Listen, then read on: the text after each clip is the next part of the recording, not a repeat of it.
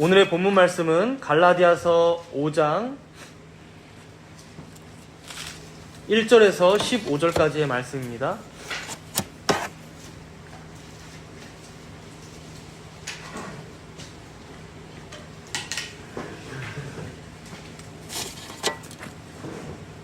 갈라디아서 5장 1절에서 15절까지 본문 말씀인데 제가 봉독은 13절에서 15절까지만 하도록 하겠습니다.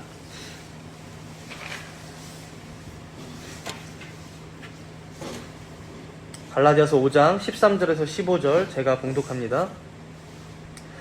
형제들아, 너희가 자유를 위하여 부르심을 입었으나 그러나 그 자유로 육체의 기회를 삼지 말고 오직 사랑으로 서로 종노릇하라.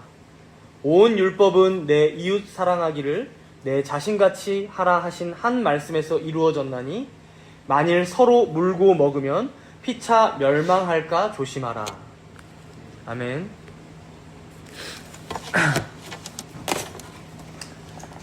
우리가 오늘은 본문 말씀을 통해서 그리스도인의 자유에 대해서 생각해 보고자 합니다. 시작하면서 제가 질문 하나를 드리도록 하겠습니다. 여러분은 예수님을 믿고 자유를 얻으셨다고 생각하십니까? 아니면 예수님을 믿고 나니까 오히려 내 자유를 빼앗겼다라고 생각하십니까? 그러니까 예수님을 믿고 내가 더 자유로워졌다고 생각하십니까? 아니면 내 자유를 오히려 빼앗겼다라고 생각하십니까? 많은 그리스도인들이 아니 세상에서 살아가는 사람들조차도 교회를 다니는 사람들을 보면서 아니 뭐 저렇게 추운데 교회를 가고 뭐 저렇게 힘들게 신앙생활을 하나, 차라리 주말에 쉬면서 캠핑을 하지, 돈 벌면 헌금도 내고 뭐만 좀 같이 하려고 하면은 죄라고 해서 같이 하지도 못하고, 교회 다니는 사람들은 도대체 무슨 재미로 사나 모르겠다라고 이렇게 주위에서 얘기하곤 합니다. 더 문제는 무엇입니까? 성도인 우리들도 이 생각에 동의될 때가 참 많다는 것이죠. 예수님 믿고 난 자유를 얻었어 라고 이렇게 말은 하지만 오히려 예수님 믿고 나니까 이거 꼼짝없이 하나님한테 붙들려 버렸다. 마치 엄마 품에서 좀 벗어나서 맘대로 활개치면서 놀고 싶어하는 자녀가 엄마나 아빠한테 딱 붙잡혀가지고 구속되어 있듯이 나 좀 제발 좀 나 좀 놔주세요. 나 마음대로 좀 놀다 올게요. 내 마음대로 좀 살게 냅둬주세요. 나 간섭 좀 하지 마세요. 내 인생에 구속 좀 하지 마세요. 이렇게 우리가 하나님 앞에서 얘기하진 않냐는 거예요. 그러나 이런 우리의 어떤 느낌이나 생각보다 이제 성경은 과연 우리가 자유를 얻은 자라고 말하는지 아니면 우리가 자유를 빼앗긴 자라고 말하는지 성경을 통해 우리가 먼저 봤으면 좋겠습니다. 오늘 본문 갈라디아서 5장 1절을 한번 보세요. 갈라디아서 5장 1절 제가 읽겠습니다. 그리스도께서 우리를 자유롭게 하려고 자유를 주셨으니 그러므로 굳건하게 서서 다시는 종의 멍에를 매지 말라. 그러니까 예수 그리스도께서 이 땅에 오셔서 이루신 일이 무엇이냐? 우리가 예수 그리스도를 믿을 때에 우리를 자유롭게 하게 하시려고 자유를 주셨다라는 거예요. 그러니 이제는 그 자유 위에 굳게 서서 깊이 뿌리를 박고 그 자유 위에 단단히 서서 흔들리지 말고 다시는 종의 멍에를 매지 말아라 라는 거예요. 본문 13절도 여러분 한번 보실까요? 본문 13절 방금 읽었는데 5장 13절 형제들아, 너희가 자유를 위하여 부르심을 입었으나. 우리를 부르신 이유가 무엇이라고 지금 말씀하십니까? 우리에게 자유를 주시기 위해서, 우리의 자유를 위해서 우리를 부르셨다는 거예요. 애초에 우리한테 자유를 주려고. 그러니까 너희가 하나님께 부르심을 받은 자들이라면 너희는 이미 자유를 얻은 자들이야. 이 자유를 너희들에게 주기 위해 너희를 내가 부르고 구원했어 라는 거예요. 그렇다면 여러분, 우리는 이렇게 이미 자유를 얻은 자들인데 우리는 이미 이 자유를 소유하고 있는 자들인데 도대체 왜 우리는 자유를 누리지 못하며 살아가는 것일까요? 이 자유를. 혹시 성경이 말씀하고 있는 이 자유와 그리고 내가 생각하는 이 자유의 개념과 정의가 다른 것은 아닐까요? 우리가 흔히 생각하는 자유의 개념은 여러분 무엇입니까? 여러분들이 난 자유로운 사람이야 라고 할 때 여러분들은 여러분 자신을 어떻게 생각합니까? 미국의 버클리 대학교가 있죠. 거기에 이제 사회학 교수님이셨던 로버트 벨라라는 분이 계신데요. 이분이 이제 현대 사회에서 통용되는 자유의 개념에 대해서 이렇게 말씀을 하셨어요. 좀 어렵지만 들어보세요. 다른 사람들과 떨어져 홀로 남겨지는 것. 이게 자유라는 거예요. 강제로 다른 사람의 가치와 생각과 삶의 방식을 내가 갖지 않는 것. 그러니까 다른 사람과 다르게 살아가는 게 자유라는 거예요.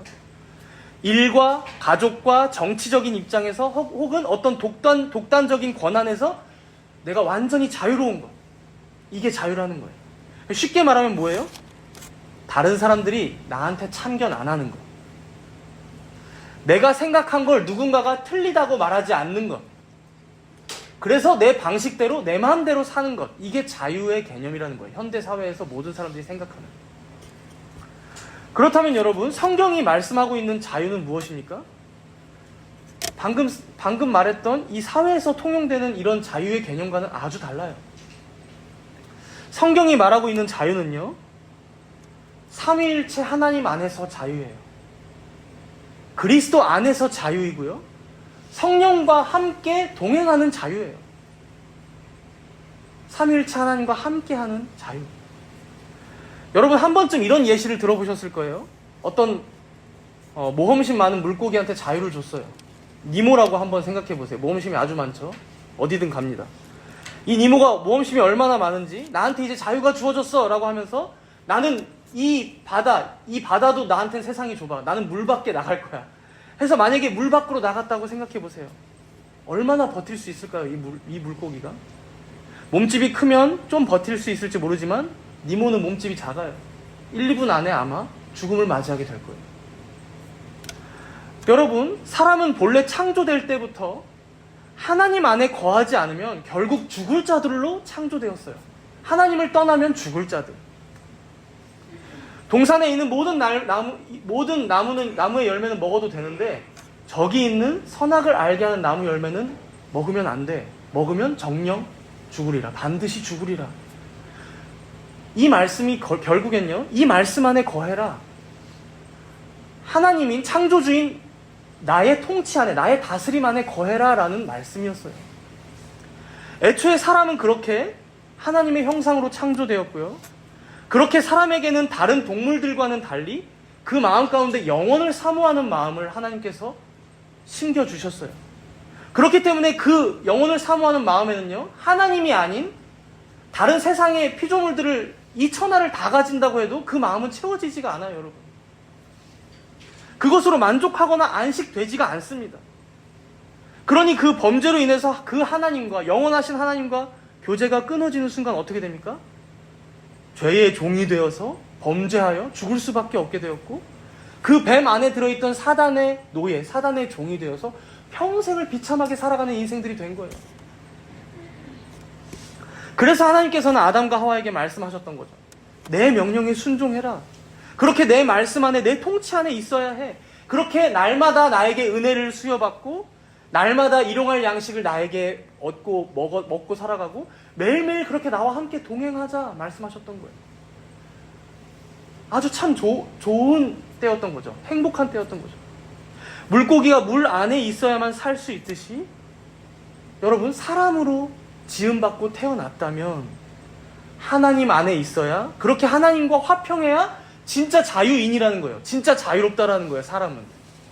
하나님과의 교제가 끊어지면 사람은 비참해질 수밖에 없다는 거예요. 영원한 형벌을 받을 수밖에 없는 자들이라는 거예요. 그러니 여러분, 그리스도를 믿을 때에 우리에게 주어지는 자유가 무엇입니까? 지금 성경에서 말하는 하나님께서 우리를 부르셔서 주고자 하신 이 자유가 무엇입니까?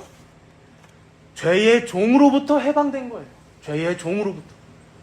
죄의 책임, 그 영원한 형벌, 지옥을 면하게 된 거예요. 더 이상 율법을 지키지 않는다고 해서 저주를 받는다거나 죽음을 당하지 않게 된 거예요. 이 자유는. 설사 그래서 우리의 육체가 죽는다고 해도, 우리가 죽음을 맞이한다고 해도 이 땅에서 우리는 그리스도와 함께 부활할 날을 소망할 수 있게 된 자들이 된 거예요. 그러니 우리의 인생이 결국엔 두렵지 않죠. 미래가 어떻게 되는 것은 다 우리의 아버지이신 하나님의 손안에 있음을 믿으며 살아가게 된 거예요. 사단 마귀가 때로는 무섭고 두렵게 보일 때도 있지만 그가 이빨 빠진 호랑이라는 것을 우리는 압니다. 그의 목에 쇠사슬이 걸려있는 걸 알아요. 우리한테 와서 우리를 해하거나 어떻게 할 수 없는 것을 우리는 믿어요. 우리는 이미 하나님의 자녀가 되었고 그 하나님의 허락이 없이는 우리의 털끝 하나 그가 상하지 못하게 할 거란 것도 우리는 압니다. 이것이 바로 성경이 말씀하고 있는 그리스도인의 자유예요. 그리스도인의 자유. 그런데 우리는 무슨 자유를 원합니까? 나 좀 내버려 두세요. 내 맘대로 살고 싶어요. 내 인생 그만 좀 참견하세요. 나에게 자유를 주셨다면요, 내가 예배도 좀 마음대로 드리고 편하게 드리고 빠지고 싶을 때 좀 빠지고 경건 생활도 내가 하고 싶을 때만 할게요. 하나님 말씀에 순종하는 것도 그냥 내 마음에, 내 감정에 내킬 때만 좀 하면 안 될까요? 지금은 전혀 하고 싶지 않아요. 아무것도. 그러나 사랑하는 여러분, 우리의 이런 생각은 물고기가 물 밖에서 살고 싶다라고 얘기하는 것과 똑같아요. 존 스토트 목사님은요, 그리스도인의 자유는 죄로의 자유가 아니라, 그러니까 죄를 향한 자유가 아니라 죄로부터의 자유다라고 말씀했어요. 죄로부터의 자유다. 그러니까 죄를 향해 가는 자유가 아니라, 죄를 더 지으려고 하는 자유가 아니라 죄로부터의 자유다. 죄로부터 떠나는 자유. 하나님께서 인생들에게 태초부터 요구하시며 그들을 창조하셨던 그 자유. 하나님의 형상을 회복하는 자유. 인간이 마땅히 다시금 되돌아가야 할 곳으로 향해 가는 그 자유. 이게 진짜 자유라는 거예요. 바울은 오늘 본문을 통해서 그렇다면 그리스도인이 이 자유를 누리며 사는 삶이 무엇이냐, 이걸 얘기해주고 있어요. 우리 함께 본문 13절을 읽어보도록 하겠습니다. 갈라디아서 5장 13절이에요. 함께 읽습니다. 형제들아, 너희가 자유를 위하여 부르심을 입었으나 그러나 그 자유로 육체의 기회를 삼지 말고 오직 사랑으로 서로 종노릇하라. 그리스도인이 자유를 누리며 사는 삶이 무엇인가? 총 3가지로 우리가 살펴보자고 해요. 하나씩 살펴보면요, 먼저 첫 번째로 그 자유로 육체의 기회를 삼지 말아라 라는 거예요. 그 자유로 육체의 기회를 삼지 말아라. 그것이 참으로 너희들에게 있는 자유를 누리는 삶이다 라는 거예요. 여러분 생각해 보세요. 우리가 하나님의 자녀가 된 이후에 우리에게 자유가 주어졌어요. 하나님과 화평케 되었고 이제는 율법을 우리는 억지로 지키는 자들이 아니에요. 그런 억지로 지킬 필요가 없어졌어요. 지킨다고 구원받는 것도 아니고 지키지 않는다고 해서 우리의 구원을 잃는다거나 저주받지 않는다는 걸 우리는 잘 알아요. 그런데 이 자유가 주어지니까 우리가 어떻게 합니까? 오히려 그것을 육체의 기회로 삼고 있진 않냐? 그러지 말라는 거죠.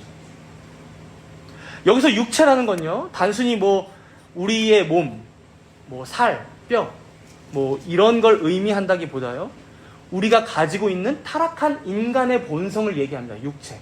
타락한 인간의 본성. 그러니까 우리가 구원받았어도 우리 주님이 오시기 전까지, 우리가 죽기 전까지는 이 육체를 입고 살아가다 보니까 여전히 우리는 죄를 짓기가 쉽다는 거예요. 우리의 성향 자체가 죄를 향하고 있고 우리의 전 인격이 죄로 오염되어서, 그러니 성령께서 은혜 주시지 않는 한 우리는 항상 어떻습니까? 자유? 이러면 내 중심적으로 해석하는 거예요.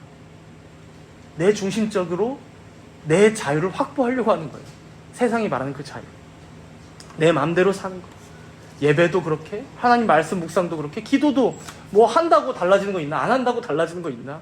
피곤한데 그냥 안 하지. 이런 식으로 생각하는 거죠. 그러나 바울이 그것에 대해서 뭐라고 말합니까? 그 자유로 육체의 기회를 삼지 말아라. 지난주에 저희 교회에 이제 그 흑곤북수 두 분이 방문하셨었죠. 설 대표님이랑 황 작가님이 이런저런 얘기를 하던 중에 이제 대표님께서 자기가 옛날에 처음 개혁교회를 딱 다니기 시작할 때 얘기를 좀 해주셨어요.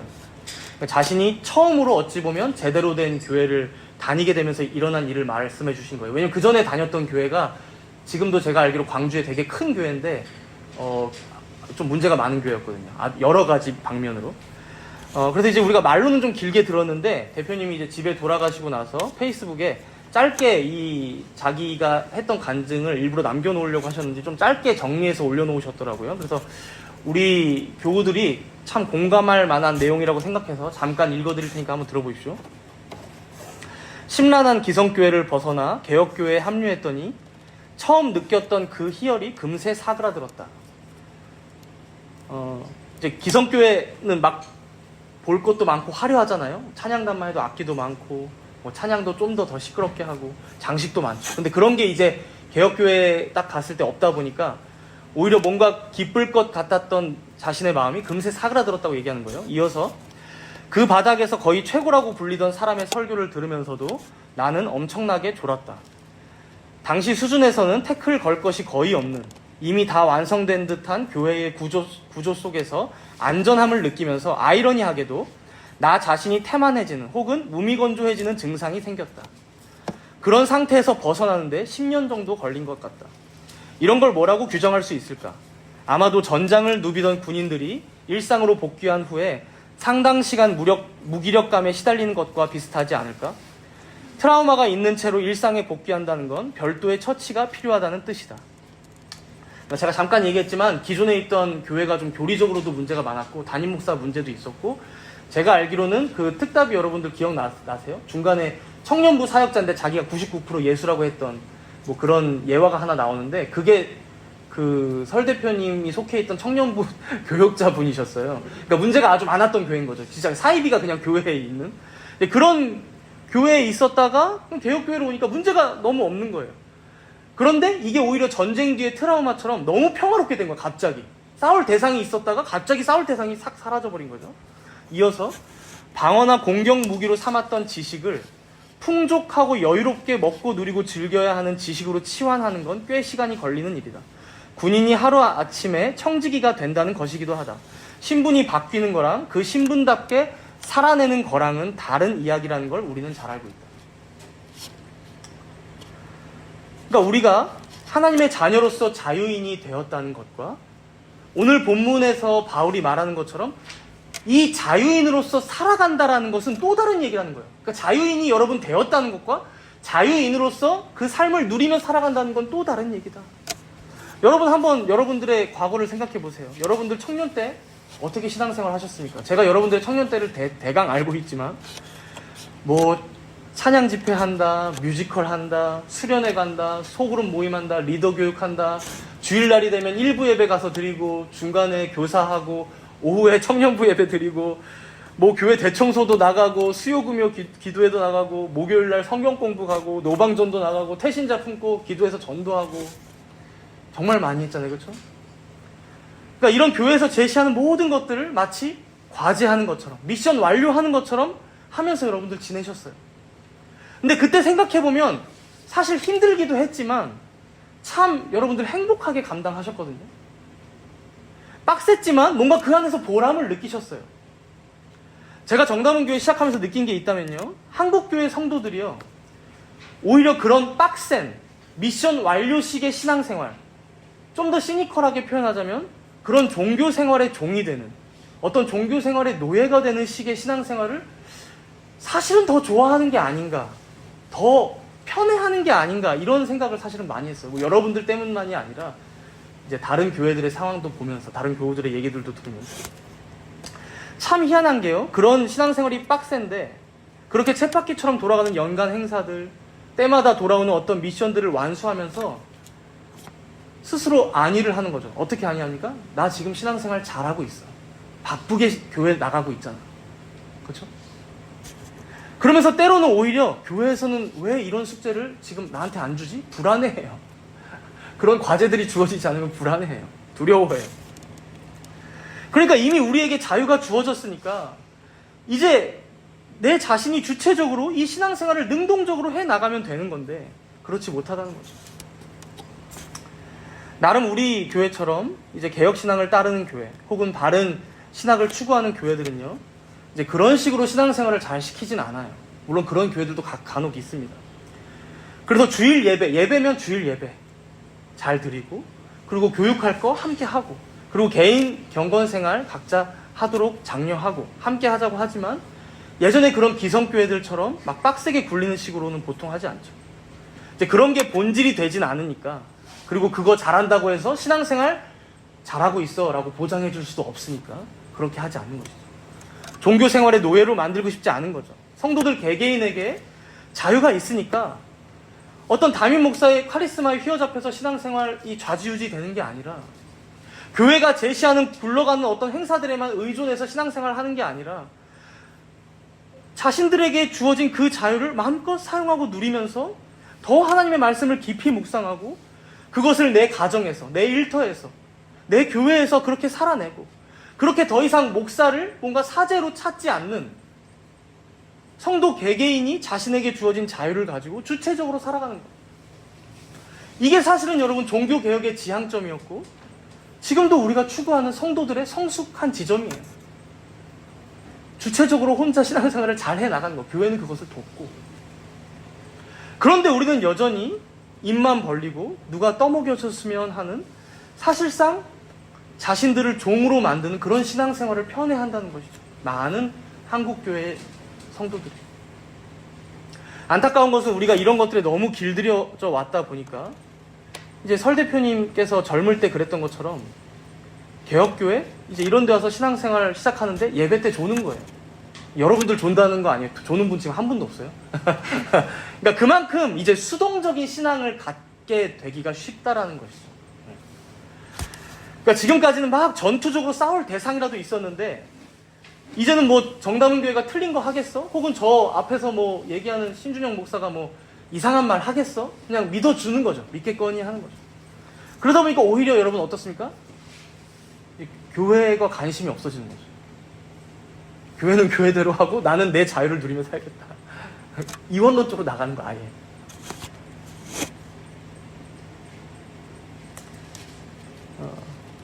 사실 예전만 못한 것 같아요. 그 신앙은. 사실 그때가 더 교회 중심적으로, 그리고 하나님 중심적으로, 그리고 성경 중심적으로 여러분 살려고 하지 않았나요? 그런데 오히려 자유가 우리에게 주어질 때 우리는 어떻게 합니까? 이 자유를 우리의 육체의 기회로 삼고 있진 않냐는 거예요. 우리의 육체의 기회로 삼고 있진 않아요. 물론 여러분, 당연히 저도 우리 교우들이 지금 인생 가운데 정말 힘든 시기를 보내고 있고, 그리고 참 분주한 시기를 보내고 있다는 거 저도 다 알고 동의합니다.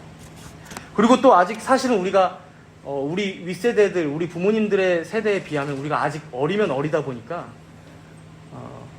자유인으로서 신앙생활을 주체적으로 해나가고 어떻게 누리고 이런 것들이 여러분들 청년의 때에 잘 훈련이 안 된 것 같기도 해요.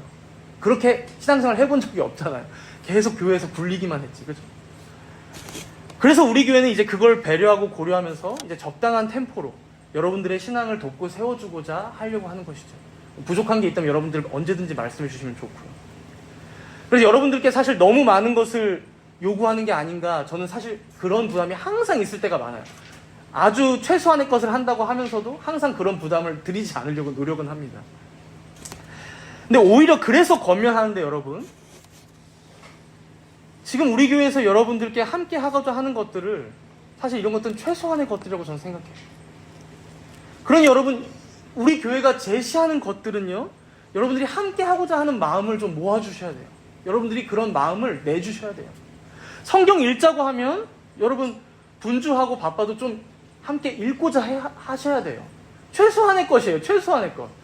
신자로서 여러분. 예배? 여러분 우리 교회 예배 몇 번 있습니까?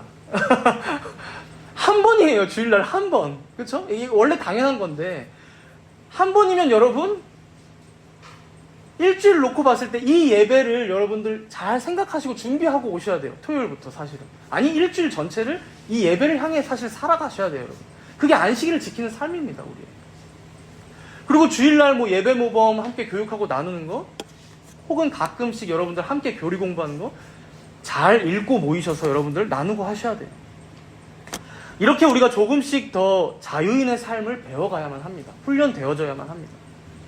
그래서 그 자유로 내 삶을 그저 이 죄악된 육체의 기회를 주는 시간으로 채워가기보다 내가 참 자유인으로서 마치 물고기가 물 안에 있을 때 숨을 자유롭게 쉬고 어디든지 가듯이 진정으로 안식하며 행복하게 살아가는 삶을 우리는 배워가야 한다는 거예요. 지금까지 그런 걸 배우지 못했다는 거예요. 그래서 바울은 이제 두 번째로 그리스도인의 자유를 누리는 삶이 무엇인가, 이제 13절 끝에 한번 보세요. 본문 13절 끝에 보니까 이렇게 말씀하죠. 오직 사랑으로 서로 종노릇하라. 그렇죠? 오직 사랑으로 서로 종노릇하라. 여러분, 진짜 사랑은요, 진정 자유할 때만 가능합니다. 자유할 때만. 자유한 자만이 진짜 사랑할 수 있어요. 만약에 누군가 강제로 목에 칼을 들이밀면서 너 나 사랑해 안 해 한다면 죽기 싫어서 사랑해요 라고 고백할 수는 있어도 그걸 어떻게 진짜 사랑이라고 우리가 얘기하겠습니까? 또 누군가를 사랑한다고 하면서 마음에는 은근한 어떤 대가를 바라고 어떤 보상을 바라고 당신을 사랑합니다, 뭘 타내려고 그렇게 고백한다면 그건 사랑이 아니라 위선에 가깝죠. 우리가 하나님께 생각하면 맞잖아요. 그래서 율법주의는요, 여러분, 참 사랑이 되지 못합니다. 율법주의는. 내가 예배를 열심히 드려서, 열심히 말씀에 순종해서, 내가 종교생활을 열심히 하면 하나님께서 날 받아주시겠지, 하나님께서 나에게 복을 주시겠지, 이런 기복적인 마음은 하나님을 진짜 사랑하는 진짜 자유인으로서의 신앙생활, 사랑 고백이 아니라는 것이죠. 그러니 율법주의로부터 참으로 자유해진 하나님의 자녀들, 바로 우리들이야말로 비로소 이제 진짜 사랑이 가능해진 거예요. 내가 종교행위를 뭔가 열심히 한다고 해서 뭘 받는 게 아니란 것도 알고, 내가 종교행위를 열심히 하지 못한다고 해서 저주받지 않을 것도 알아요. 그러니까 나의 행위에 무엇인가 달려있는 게 아니라 모든 것이 하나님의 은혜구나 알면서도 내가 하나님께 감사해서 예배드리고 기도하고 하나님의 음성을 듣고자 말씀을 읽고 그렇게 순종하는 모든 행위가 그저 하나님을 향한 사랑이 될 수 있는 거죠. 이것이 바로 진짜 아버지와 자녀의 관계인 것이죠, 여러분. 그렇죠? 그래서 바울은 오늘 우리에게 권면하는 거예요. 그 자유로 너희들 육체의 기회를 삼지 말고 오히려 사랑으로 서로 종노릇해라. 오히려 너희들 그 자유를 가지고 있으니 이제는 더욱더 하나님께 가까이 나아가고자 하고 더 옆에 있는 성도들을 사랑하고 섬기고 귀히 여기고 더 교회를 사랑하는 마음으로 함께 세워가고 그렇게 자발적으로 기꺼이 순종하는 삶을 살아라라는 거예요. 종노릇해라, 기꺼이. 자유를 위해 종노릇하라는 거예요.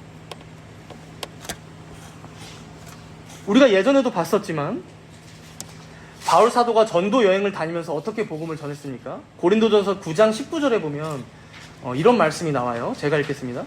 내가 모든 사람에게서 자유로우나 스스로 모든 사람에게 종이 된 것은 더 많은 사람을 얻고자 함이라. 바울 사도는요, 예수님을 만나고 믿고 난 이후에 누구보다도 자유로운 자가 되었어요. 이제 더 이상 율법의 어떤 의식이나 형식으로부터, 율법의 저주로부터, 죄로부터 완전한 자유인이 되었어요. 그러나 그런 자유인인 바울이 오히려 어떻게 했다고 말합니까? 스스로 모든 사람에게 종이 된 것은 더 많은 사랑을 얻고자 함이라. 스스로 종이 되었다는 거예요, 이제는. 모든 사람에게. 우리는 이 원리를요, 단순히 내가 예수님을 전하고 복음을 전할 때만 적용하면 안 됩니다. 우리의 삶의 모든 영역이 빛과 소금된 자의 삶이요, 하나님 자녀로서의 삶이기 때문이에요. 그러니까 우리가 가정에서, 또 우리가 살아가는 일터에서, 우리가 다니는 교회에서 과연 나는 어떻게 살아가고 있느냐, 우리가 되돌아보고 생각해 봐야 한다는 것이죠. 이 바울의 고백 앞에서.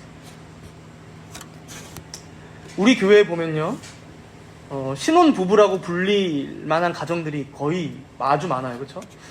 그리고 한창 결혼을 전제로 연애하고 계신 분들도 많고 앞으로 또 결혼하실 분들도 있어요. 여러분들, 연애할 때와 결혼할 때의 차이가 무엇입니까? 흔히 세상에서 말할 때. 연애할 때는 그나마 서로 결혼해야 하니까, 그리고 잘못하다가는 헤어질지도 모르니까 뭔가 이런 나름의 율법 조항에 얽매여서 나름 서로 조심하고 선을 잘 안 넘으려고 노력해요, 서로. 왜냐면 결혼해야 되잖아요. 그렇죠? 결혼에 일단 꼬리는 해야 되잖아요. 근데 결혼하면 어떻게 됩니까, 여러분? 결혼식도 했겠다. 법적으로 혼인신고도 했겠다. 서로 함부로 대하고 서로 뭐 더 바랄 것도 없으니 오히려 더 내 맘대로 살아가려고 하고. 그러면 안 되는데 그런 부부들이 많다는 거예요, 여러분. 그러면 안 됩니다. 바울이 얘기한 것처럼 이제는 진짜 어떤 율법에 매이지 않는 자유로운 관계가 되었어요. 진짜 사랑을 할 수 있는 자유로운 관계. 더 이상 뭘 잘해서 이 사람에게 대가를 얻을 것도 없고 내가 잘못한다고 해서 내쳐지지 않을 것도 알아요. 웬만한 관계에서는, 부부관계는. 그런데 그러면 오히려 진짜 사랑할 수 있는 사이가 됐어요. 그렇죠? 그런데 어떻게 한다고요? 육체의 기회로 삼아요. 육체의 기회로. 내 마음대로 살아가는 사람들이 많아요. 그러나 사랑하는 여러분, 우리 그리스도인들은, 우리 신앙인들은 어떻게 해야 한다는 것입니까? 그 자유로 육체의 기회를 삼지 말고 오히려 오직 사랑으로 서로 종노릇하라. 내가 이 남편에게서, 이 아내에게서 자유로우나 스스로 그의 그리고 그녀의 종이 되라, 이 말이에요. 왜 그렇습니까? 이게 진짜 사랑이거든요. 사랑장이라고 불리는 고린도전서 13장에 보면 사랑에 대해 이렇게 정의해요. 사랑은 무례히 행하지 아니하며 자기의 유익을 구하지 아니하며 성내지 아니하며 불의를 기뻐하지 아니하며 진리와 함께 기뻐하고 모든 것을 참으며 모든 것을 믿으며 모든 것을 바라며 모든 것을 견디느니라. 사랑하는 성도 여러분, 우리가 그리스도 안에서 자유한 자가 되었다면 우리는 이제 진짜 이런 사랑을 할 수 있는 자들이 된 거예요. 세상이 따라할 수 없는 사랑, 성경이 말씀하는 사랑이에요. 지금 신혼의 시기를 보내시는 분들이요, 서로 징글맞게 싸우고 서로 의견의 차이도 크고 정말 서로 이해도 안 되고 서로 미울 때도, 너무 미울 때도 있을 거예요. 부부라면 그럴 때가 있습니다. 그러나 그럼에도 여러분, 무례히 행하지 않는 것. 내 유익보다 상대방의 유익을 더 구하는 것. 쉽게 성내지 않는 것. 하나님의 말씀대로 더 서로 섬기는 것. 모든 것을 참고 함께 견디는 것. 이것이야말로 여러분이 진짜 사랑을 배워가는 거예요. 부부가 되어서. 우리의 신앙생활도 마찬가지입니다. 옛날에는 하나님께 내가 기도해야 들어주시겠지, 내가 이번에 하나님께 기도하지 않으면 이번 시험에 떨어질지도 몰라, 이런 불안감 가운데 무엇인가 대가를 바라며 억지로 기도했다면요, 이제는 기도했다 안 했다 이걸로 내 인생을 재단하거나 미래를 뭐 두려워하거나 오히려 안심하거나 이러는 게 아니라 기도 자체가 어떻습니까? 기도 자체가 하나님과 교제가 되니 즐거운 것이죠. 기도 자체가. 기도 자체가 그분의 뜻이 무엇인지 구하는 시간이니 귀한 것이죠. 기도 자체가 하나님 아버지께 내 소원을 아뢰며 내 인생을 의탁하는 시간이니 감사한 것이죠. 그러니까 여러분, 연인 간에 무엇을 바라고 데이트합니까? 서로 사랑하니까 보고 싶은 것이죠. 부부가 서로 사랑하니까 함께 시간을 보내는 게 행복한 것이죠. 이렇게 자유한 자로서 그 대화 자체가, 그 기도 시간 자체가 더 하나님의 사랑을 누리는 시간이 되는 것이죠. 그것이 무엇인가 나한테 줘서가 아니라 같은 원리예요. 우리의 예배도, 우리가 하나님 말씀에 순종하는 것도, 우리가 성도 간에 더욱더 서로 사랑으로 섬기는 것도, 이러한 모든 삶이 다 우리에게 어떤 족쇄나 구속이 되는 게 아니라 참으로 자유한 자로서 기꺼이 자발적으로 서로가 순종하는 삶, 이 삶이 자유한 자의 삶이라는 거예요. 고린도전서 10장 23절과 24절에 보면 사도 바울은 또 이렇게 말씀했어요.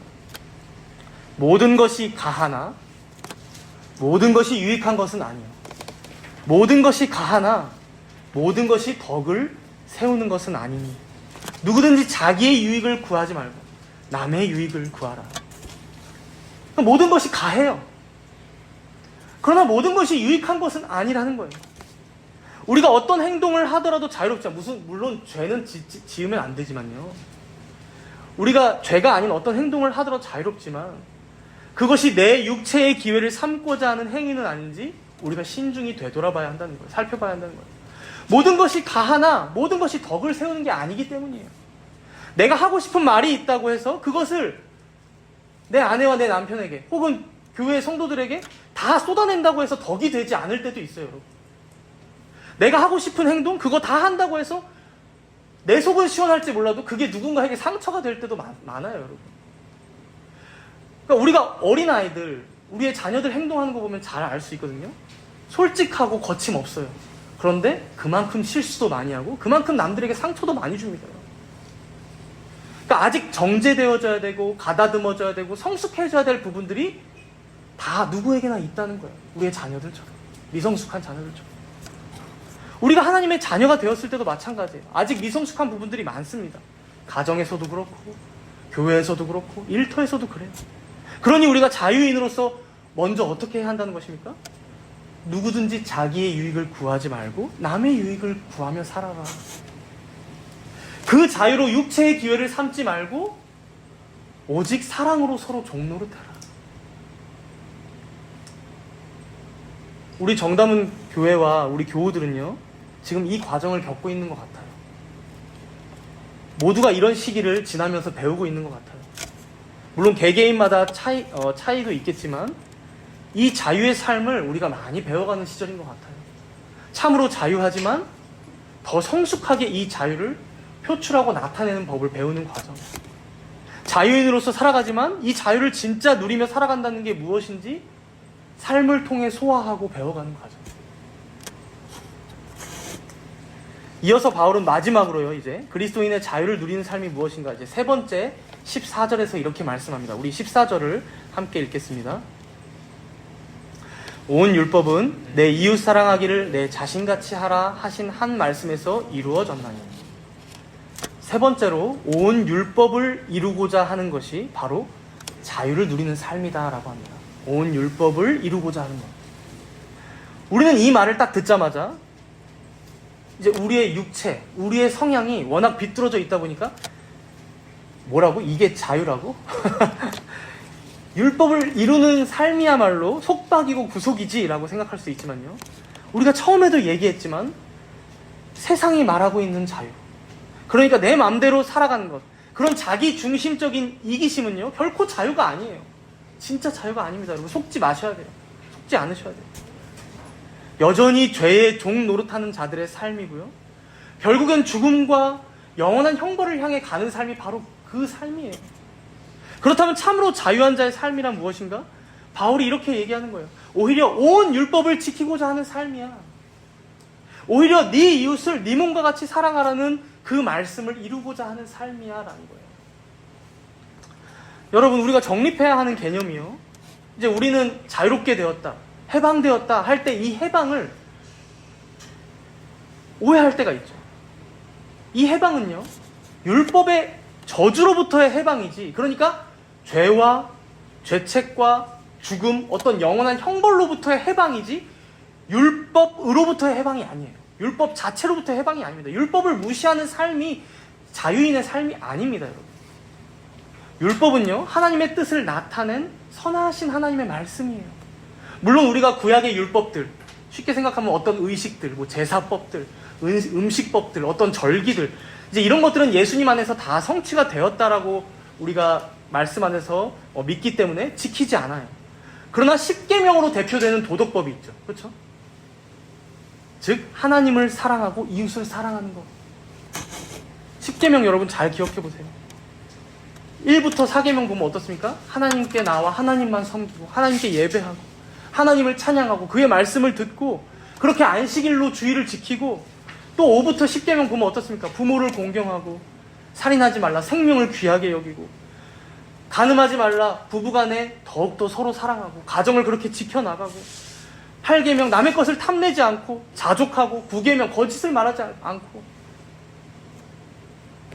이러한 모든 도덕법은요 우리가 지금도 지켜야 할 하나님의 말씀이고 하나님께서 우리를 향하신 권고이고 권면이고 우리에게 요구하시는 삶이에요. 우리가 마땅히 행하며 살아가야 할 우리의 유일한 삶의 규칙들이에요.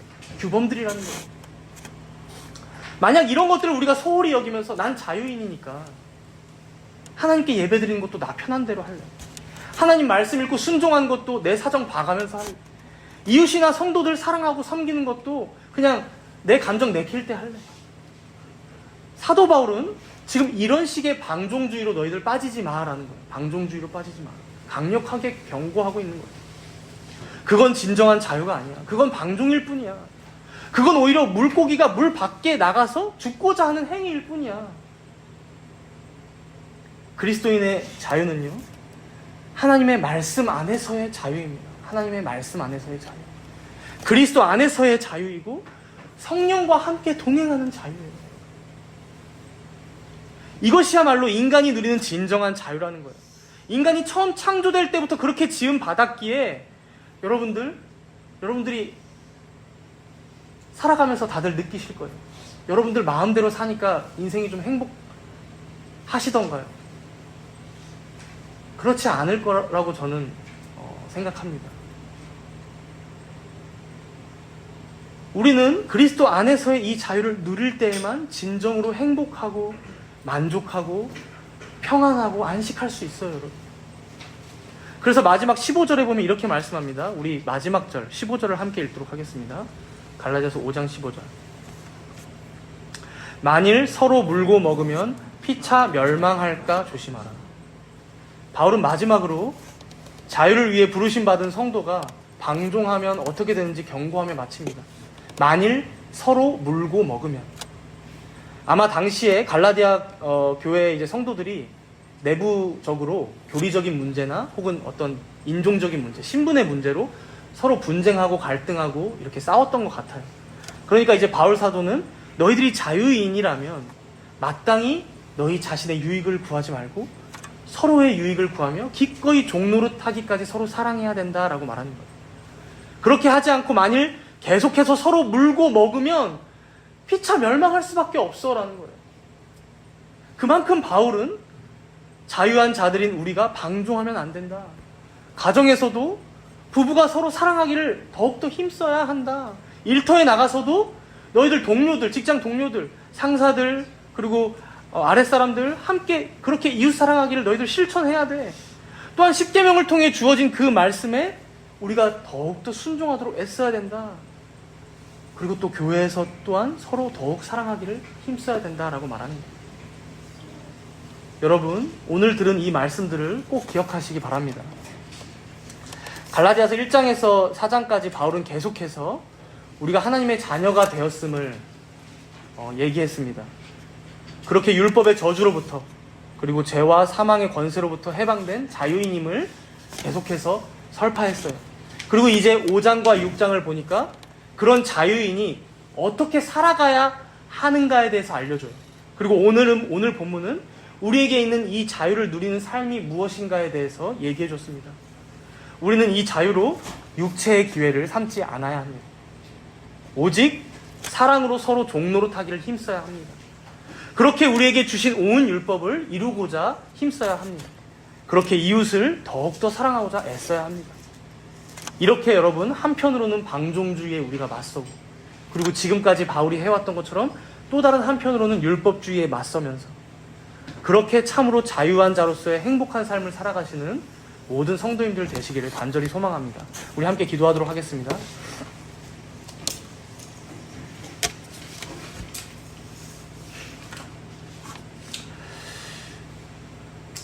그리스도께서는 우리에게 자유를 주시기 위해 자신의 자유를 다 내려놓으시고 십자가에서 모든 저주를 감당하사 우리를 구속하셨건만 정작 그 귀한 자유를 받아 누리는 우리는 이 자유를 남용하며 내 육체의 기회로 삼으며 그렇게 내 욕심만을 채우며 살진 않았는지 우리가 되돌아보며 회개하도록 하겠습니다. 그리고 이제 우리가 오늘 이 말씀을 들었으니 이 자유로 내 유익만을 구하는 자가 아니라 남의 유익을 구하고 그렇게 내 이웃에 기꺼이 종노릇하며 사랑하며 하나님을 더욱더 섬기고 사랑하며 교회를 위하며 세우는 자가 되게 해달라고 우리 함께 간절한 마음으로 잠시 동안 이렇게 회개와 간구의 기도로 나아가도록 하겠습니다.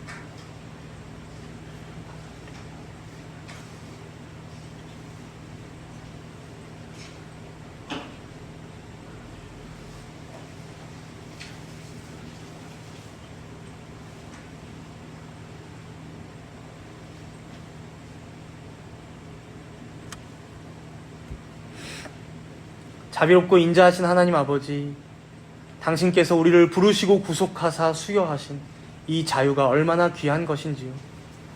이제 우리는 이 자유 안에서 율법의 저주로부터 해방받았고 영원한 죽음의 형벌을 사면받았으며 우리가 어떤 공로를 쌓지 못하더라도 하나님 앞에서 아무 조건 없이 의롭다 칭함받고 자녀로 받아들여짐을 우리가 믿습니다.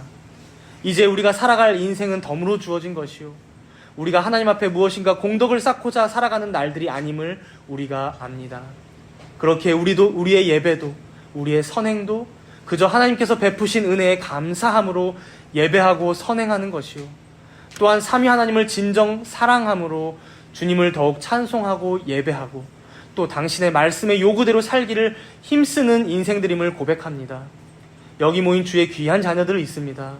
우리 모두가 하나님 앞에서 이러한 자유한 그리스도인의 삶을 감사함 가운데 누리며 또 즐기며 감격하며 살아갈 수 있는 모든 자들이 되게 하여 주시옵소서.